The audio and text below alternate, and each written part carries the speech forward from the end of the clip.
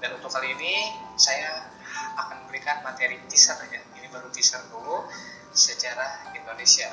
Kita ketahui bahwa materi sejarah Indonesia atau mata pelajaran sejarah Indonesia ini adalah mata pelajaran yang universal ya. Ada di jurusan IPA, IPS maupun bahasa. Dan untuk kesempatan kali ini saya tidak akan langsung menjelaskan sepak terjang pergerakan nasional terus kemudian peperangan revolusi fisik atau pertahanan kemerdekaan enggak. Saya akan menjelaskan dulu tentang kenapa sih negara kita itu dinamai Indonesia, ada apa gerangan dengan nama itu gitu, ya. Oke, saya ingin nanya dulu ke kalian, seberapakah Indonesia kamu? Ya, seberapa Indonesiakah kamu? Apakah Indonesia itu hanya ada di mata pelajaran bahasa Indonesia aja, atau hanya ada di mata pelajaran kewarganegaraan saja, atau di sejarah saja, ataukah kalian bangga dengan warga negara Indonesia itu ya? Oke, langsung saja kita akan menjelaskan tentang nama-nama lain ya, sebutan nama negara kita di masa lalu berdasarkan catatan-catatan ya. Kita akan mulai dari ini. Kita ketahui ya, pada abad yang silam sekitar abad ke-5, abad ke-10, ke-6 gitu ya, bahwa belum ada tuh nama Indonesia gitu. Nah, bangsa Tionghoa ya, dalam kronik-kroniknya menyebutkan bahwa wilayah kita itu yang sekarang Indonesia itu dinamai Nanhai. Ada yang tahu Nanhai itu apa? Ya, Nanhai itu adalah kepulauan di laut selatan ya. Iyalah, Cina kan posisinya ada di utara ya, sedangkan wilayah kita ada di selatan. Jadi sebenarnya mereka Nanhai atau kepulauan selatan. Kemudian berbagai catatan kuno dari India menyebutkan ada wilayah di luar daerah India ya, atau disebutnya ini Dwipantara. Dwipa itu pulau ya. Kemudian antara itu adalah laut atau seberang gitu ya. Jadi pulau laut yang sangat luar yang ada di seberang, atau disebutnya ini kepulauan tanah seberang. Jadi kalau kalian membaca salah satu epos ya, karangan orang India yang kita kenal dengan namanya itu, pengarang itu siapa sih? Walmiki ya. Walmiki dia membuat suatu epos yang berjudul Ramayana ya. Dalam ceritanya itu bahwa Sinta itu diculik oleh Rahwana gitu ya, ke suatu pulau yang bernama, wilayahnya itu Swarnadwipa ya, Swarnadwipa atau wilayah Pulau Emas gitu ya, yang dalam epos Ramayana itu dianggap bahwa Swarnadwipa itu ada di wilayah Dwipantara. Kalau di Kirata gitu ya, di Kirata nyata gitu ya, Swarnadwipa itu yang sekarang kita kenal menjadi Pulau Sumatera seperti itu ya. Oke, selanjutnya, nah ini orang Arab nih, menyebutnya Jazair Al-Jawi gitu ya. Ini kepulauan Jawa. Jadi mau Sumatera, mau Sulawesi, mau Jawa itu disebutnya Jazirah Al-Jawi. Bahkan kalau ada yang mengatakan dalam sumber lain, apabila ada orang Indonesia yang melakukan ibadah haji ke tanah suci ya, itu dianggapnya itu orang Jawa ya, karena emang dari sejarahnya juga ya Al-Jawi gitu ya. Seperti itu. Oke, disebutnya tuh Puluh Jawi gitu ya. Jadi mau orang Sumatera, Sulawesi, Sunda itu disebutnya Puluh Jawi ya. Ini ada sejarah dari masa lalu. Mungkin ini ketika Ibnu Battulah datang ke Indonesia ya. Selanjutnya ini, nah ini Jawa Dwipa atau Dwipa itu ingat ya, pulau ya, Jawa Dwipa. Kemudian ada yang mengatakan dari kronik Yunani disebutnya wilayah kita itu Dabadio ya. Ini Dabadio itu nama lain dari Jawa Dwipa gitu ya. Nah, selanjutnya mungkin Dabadio itu pelafalan bagi orang Eropa.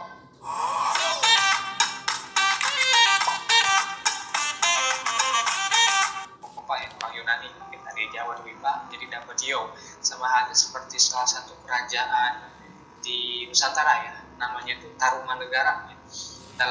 Dalam kronik Fahian disebutnya itu Tolomo gitu. Begitupun di Ising ya, ketika di Sriwijaya nyebutnya Sriwijaya itu Silifosi. Mungkin seperti itu kasusnya. Jawa Dwipa dalam aksen Eropa atau Yunani sebutnya Davadio. Selanjutnya Swarna Dwipa. Ya, Swarna Dwipa itu sudah kita bahas ya barusan.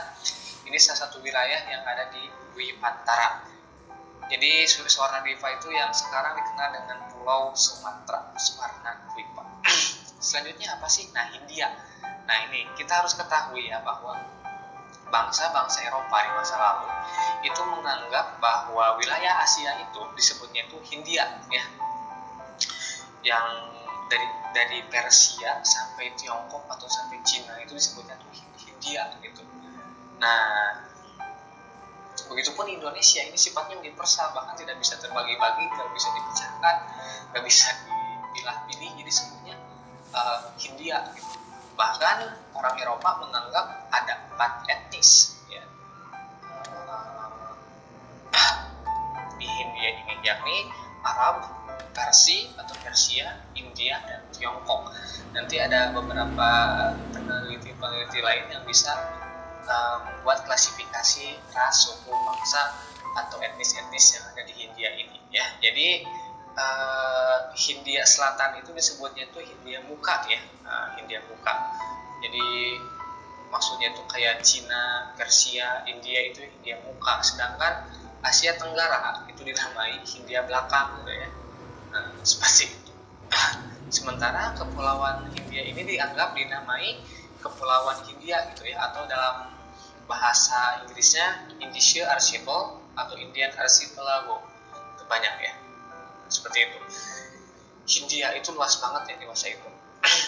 Nah, ini Hindia Timur, Oost-Indie. Ini udah penyebutannya udah bahasa Belanda ya. Nah, ini ada indikasi ketika orang Belanda datang ke Indonesia diprakarsai oleh Cornelis de Houtman ya, yang mendatangi Banten pada saat itu, atau Bantam pada saat itu ya, menamai wilayahnya itu Hindia Timur atau Oost-Indie. Ini diawali ketika peletakan batu pertama di Batavia dan di Banda, di mana wilayah jajahan VOC dinamai Hindia Timur.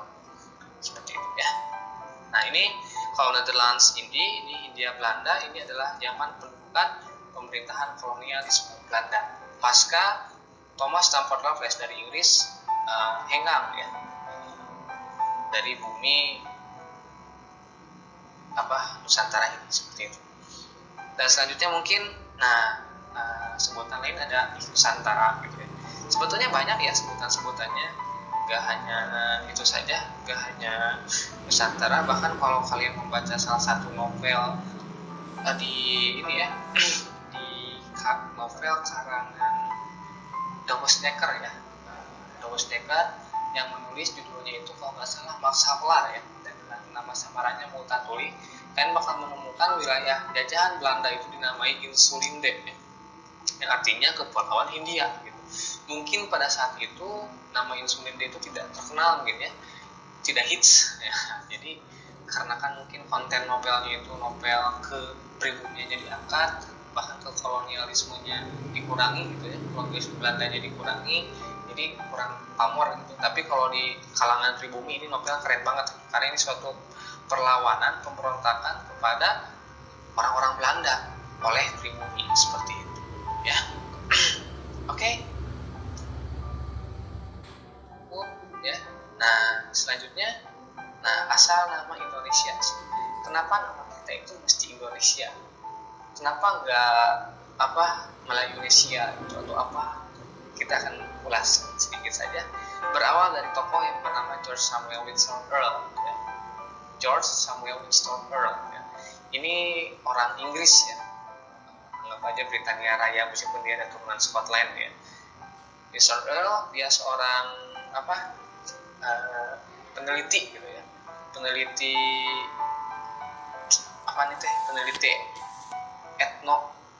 etnosentris, peneliti ini ya, kesukuan gitu ya. Dia menerbitkan dalam salah satu jurnal ya. Jurnalnya itu jurnal Ini jurnal Kepulauan Hindia dan Asia Timur atau Journal of the Indian Archipelago in Eastern East Asia gitu ya. Nah, ini tokohnya George Winston Earl. Dia mengemukakan lewat jurnalnya itu pada tahun 1850 mengajukan dua nama, yakni Indonesia dan Melayunesia. Dan bahkan Winston Earl itu lebih menyukai wilayah kita itu dinamai Melayunesia karena hampir beberapa persen gitu di populasi masyarakat kita itu dihuni oleh etnis Melayu, kata beliau seperti itu. Tetapi nanti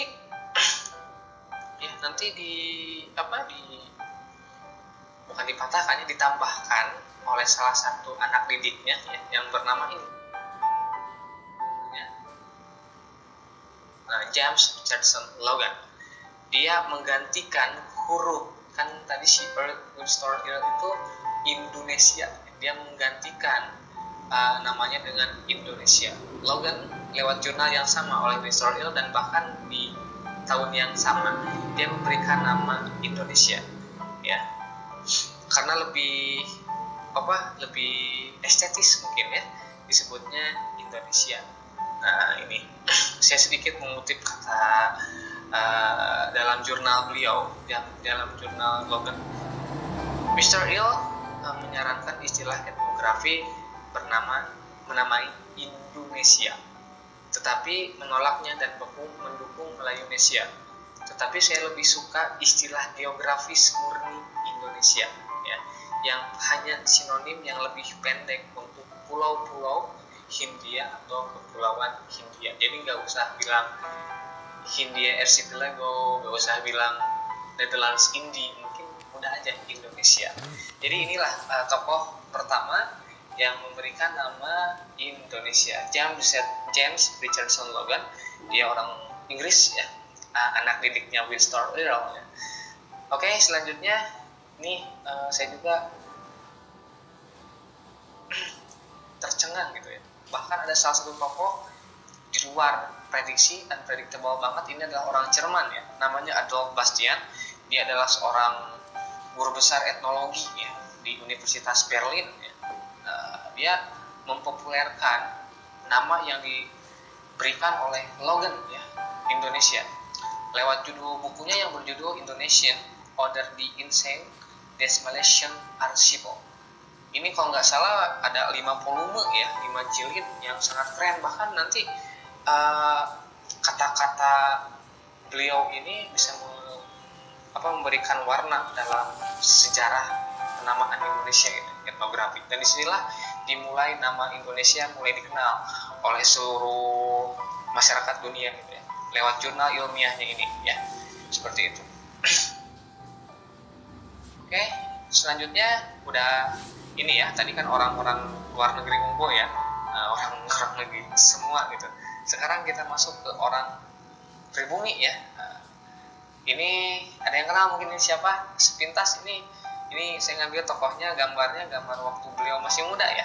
Dia bernama Raden Mas Suwadi Suryaningrat ya.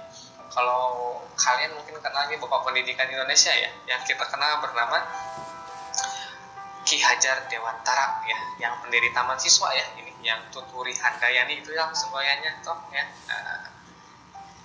Dia ketika beliau ditangkap lewat kendaraan politiknya bersama 3 serangkai ya, Dawes Dekker, Ki Hajar Dewantara dan Dr. Cipto Mangunkusumo ya, di Indische Partai. Dia akhirnya diasingkan ke Belanda, dan di Belanda beliau mendirikan sebuah biro pers ya, yang bernama Indonesia First Bureau ya, pada tahun 1913. Dan disinilah ada nama Indonesianya di Belanda untuk pertama kalinya. Ini ya pelopornya itu. Dan selanjutnya nanti diiring ada salah satu dosen gitu ya.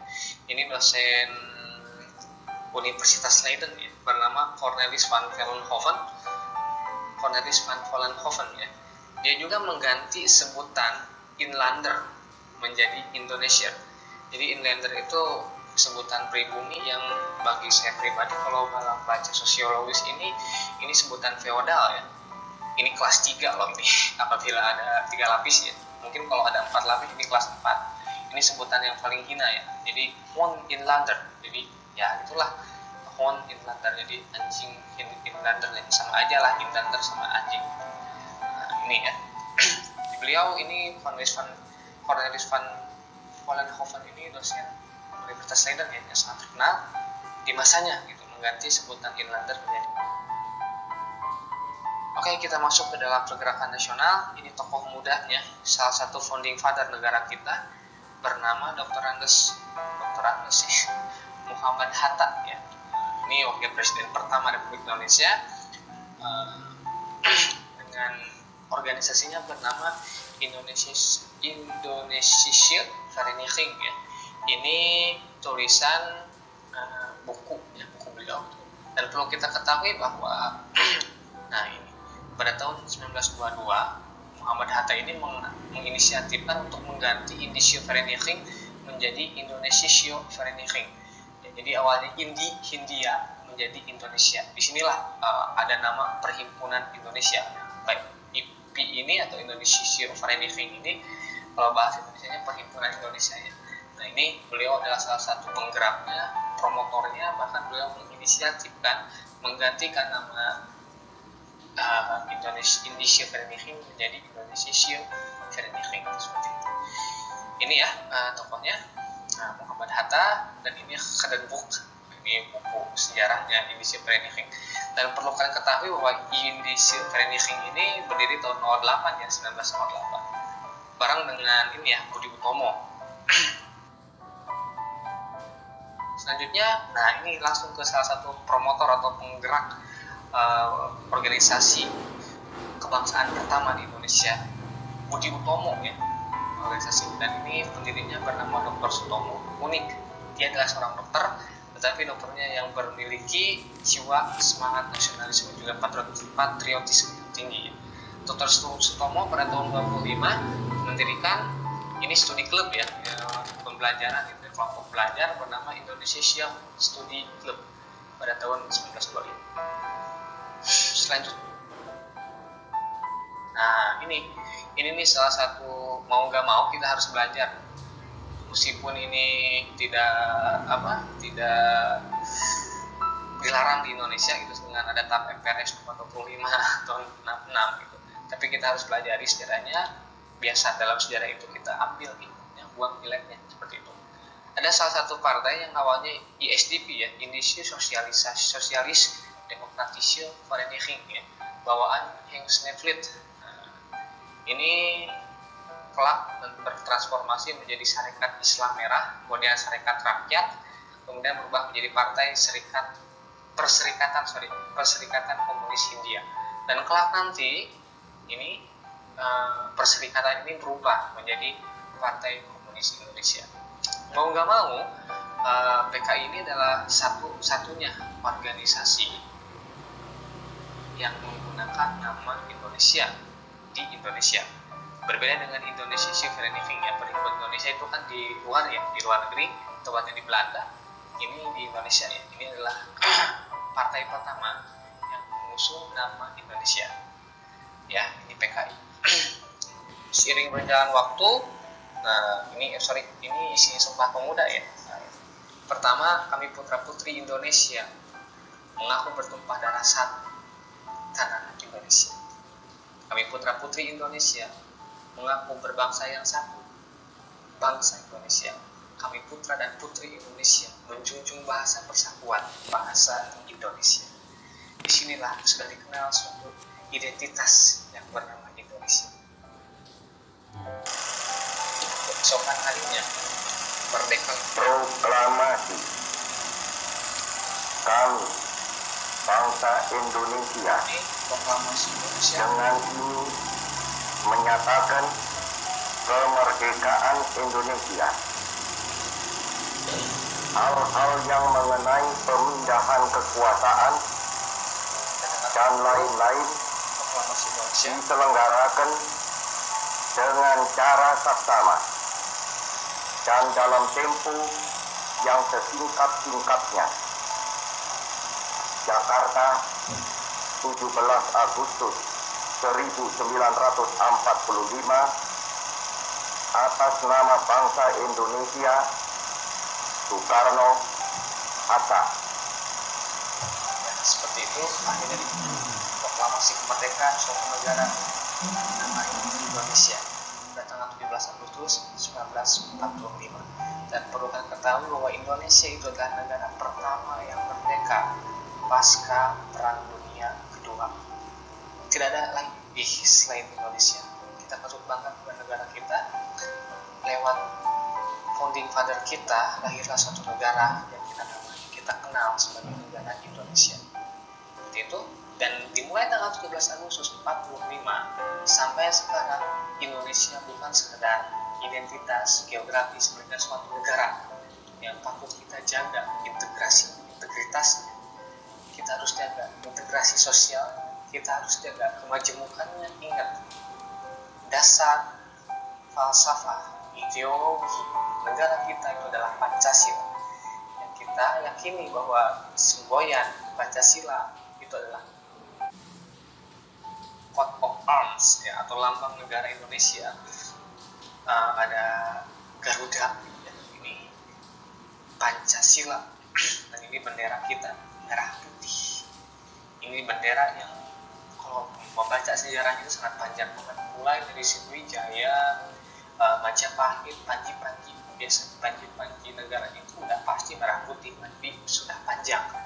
Meskipun pada saat itu dalam sidang PBB, ketika Indonesia pertama kali masuk ke negara PBB, itu ditanya oleh salah satu petinggi PBB, kenapa bendera Indonesia itu mirip dengan bendera Monaco?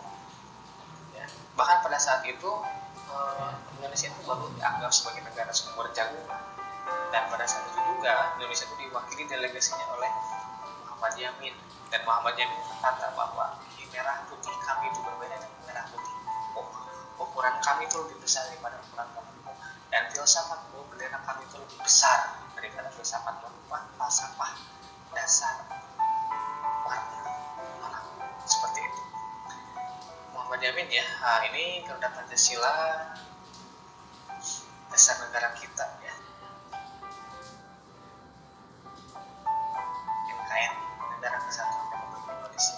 Pertanyaannya mungkin, apakah kita 100 tahun yang akan datang masih ada integrasinya, masih terjaga, ataukah sudah hilang? Dan jawabannya hanya ada di kalian sebagai penerus bangsa, dan saya tidak akan pernah bosan mengingatkan, apakah Indonesia bisa maju, apakah Indonesia bisa bangkit, apakah Indonesia bisa menjadi hebat. Saya ingat dengan perkataan almarhum Presiden ketiga Republik Indonesia, Bapak Baharudin Yusuf Habibie, berkata, saya yakin Indonesia akan maju, saya yakin Indonesia akan hebat, moving forward lebih cepat daripada negara lainnya. Dan ketika ditanya, seberapa yakinkah Pak Indonesia akan maju, Pak Habibie berkata, saya yakin matahari esok akan terbit. Seperti itu. Tetap semangat kawan-kawan, tetap semangat, jangan kalah, jangan menyerah.